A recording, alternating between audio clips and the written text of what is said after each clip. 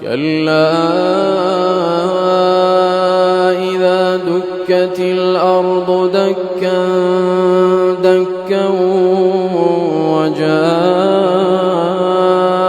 ربك والملك صفا صفا وجيء يومئذ بجهنم يومئذ يتذكر الإنسان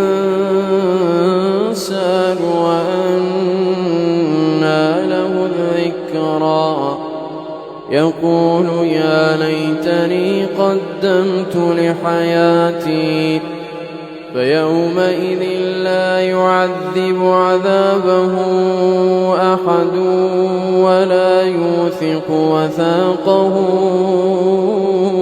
أحد.